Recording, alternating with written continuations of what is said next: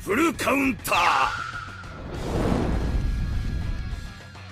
Alright lads, welcome back to the Rank Frost video. So we have some global patch notes that we're going to go through here. Or not patch notes, dev notes, because I believe this is the first time they've did it together with JP. Because we're now so close to, I guess, JP now, they decided to do both together. So it is now translated without any little errors that may be a little bit confusing on the JP side. So the run for it, quickly, we are getting some buffs or nerfs towards the deer, which is nice, and then we're also getting some new content, some PvE content. Final boss Archangels, where I go for in a second, could be hinting towards Miel, who knows. And then also as well, we're getting some improvements towards the filters, and also shorten the time between basically the death matches. That is basically what we're going to be getting. But let me go into more detail and read through the stuff. But that is basically the main focus of what we're going to be talking about today. So they're now changing the death notes to basically the start of the month rather than the end, just so they can look more into future plans, basically what they're saying. And then this is what I meant. So they do acknowledge that the new beast, Skull and Hattie, is out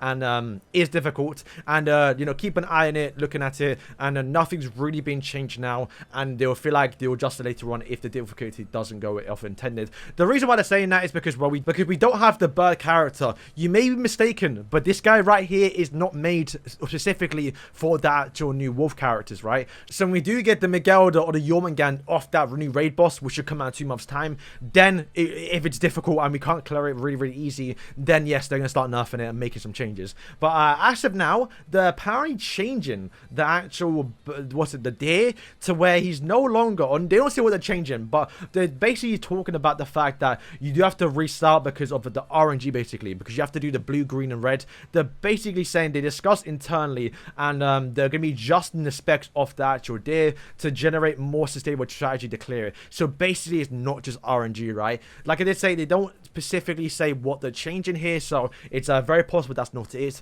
And I mean, that's legit, man. They've now made it so you can now clear floor 3 and get an actual wind source or a river source, right? So technically right now it is farmable. So hopefully they make it easier so we can just get in and out. It seems to what they do. But this is the pattern of the multi battles right now. They make it really challenging. Then 2 months later, they release like an OP character for that raid boss. And then months later, they kind of nerf it. So it's really easy to clear. And I think that's a little bit cheeky, a little bit annoying, because they kind of do that to where you can spend more money and get the actual relics pack, so you can spend money and get the relics when they're hot, and then later on they become more accessible to everyone because the raid boss gets easier and we get better units. So that's kind of what they're planning. But they do say they're planning to release it this month. So deer nerfs or buffs, if you want to call it, I guess. And then now we're going on to the new PvE content called the Underground Labyrinth. I didn't really read into this last month. I literally didn't even make a video on it, so I'm not really too knowledgeable on what's going on here. But apparently it's going to be a new PvE game called Underground Labyrinth, which is where you clear randomly generated blocks. So it is not like a if you played Slime Mystical Memories, that's the only game that I think is similar to this. I'm not too sure.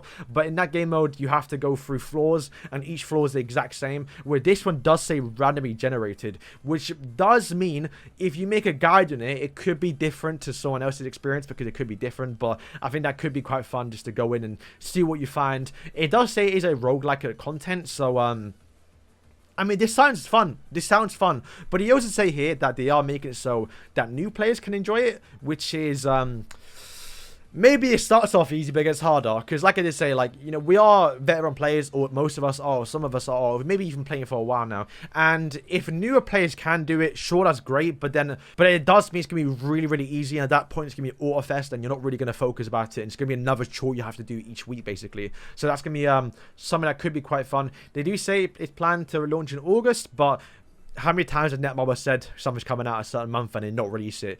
Like, look at the Training Grotto. They said that's going to come out in like a month, and it took a year and a half for them to do literally one update just to add skip tickets. I don't know, but we'll see if this comes out. I think it probably will be delayed, but we'll see. Final bosses, we're now getting a new one. We are getting the third series now. We got the sins, then we got the actual commandments, which, by the way, if you didn't know, the commandment outfits were based off their actual festival forms, or what should be their festival forms. We did see Zeldris, and also was based off his assault form, and Zeldris, at least the stance he did, was based off Omnibus Zeldris. dangerous. And then Monspeed and Derio was based off the Enduro forms, which should be festivals, but this late in the game, I'm not too sure. It's getting a bit too late right now. But we are getting the full Archangels, which could mean we get to Mayo. I don't know, not now or anytime soon, because obviously we're not going to get the Archangels each month. We're going to get one probably every 2 to 3 months. So the fourth and final one should be Mayo. But what I will say is, though, we did get leaks that the actual SARIEL Final Boss outfit can be worn from the actual female one and also the red one, which is does mean we're only going to get one Final Boss SARIEL, which is likely going to be the same thing with Tamiyo, because Tamiyo and Arburst, the new red one, the only difference is literally one's got 3 heads. So it should be the exact same thing for him. We're only going to get one Final Boss Tamiyo. But then Luducio and Margaret, possible they make a one skin for both of them, but it's also possible they do 2 Luducio ones, because Margaret and Luducio are completely different characters, so it would make sense, and also along at the content a little bit more to where we can get 2 final bosses towards that. And then finally, so on the 5th final boss of the actual Archangels, it will be Mayo. Or maybe the 6th one, because we could get 2 Mayos. You never know. We could get the dark one and the light one. We'll see how that works out. But that is kind of looking forward to it. They also mentioned that despite the Oath of Combat, that stupid thing where you say, oh, don't bring red Tamiyo or something like that, they're also acknowledging the fact that the content isn't what it used to be. I think what made Final Boss so fun back in the past was the fact that you had to bring certain characters. So back in the past, you remember very, very early on, you had to bring Green Elaine. And at that point, no one used Elaine, right? So it's quite fun to actually use Elaine and level her up for the first time you could use her. And I remember as well, you had to use like Fat King at one point, which was really, really fun. It was fun to level up the old characters that you never really got to use. So I'm not too sure how they can do that, man, because like the game has changed so much. And at the bottom, they do mention that there's going to be some new filters where you can like filter through passives and uniques, which it's not that important, but they do say here they're going to shorten the deathmatch playtime. So I'm not too sure what that means. Hopefully it means to a certain extent to where you can actually bring an AI for Bellmoth and also what's it, the original demon. If you play Bellmoth, you know, even on hard and not even on normal boys, if you make the guy 1 HP, it's gonna kill your whole team. And to defeat Hell, even hard or even extreme for most people, you do have to bring an actual friend, an actual real person who knows how to play that actual raid boss, so you can clear it, because you normally have to nuke in 1 turn. And it's kind of the same for the original demon. There's some gimmicks where you have to like kind of make him weak and like one-shot him, whatever. So if they are going to shorten the time to where it's not like a 10-minute chore for each raid boss for the Bellmoth and the original demons, because you do have to do around 6 a day and 3 extra on the real-time invite, and maybe your friends too. So they're basically saying that with so much content in the game right now for PvE, they're shortening the time to where you can tackle higher contents and without it taking basically like 2-3 hours a day. So hopefully that's better. Once again, honestly, no, it's great. I hope they just make it so you can auto it and bring an AI, because although it is nice to see the original demon, we see him so many times each day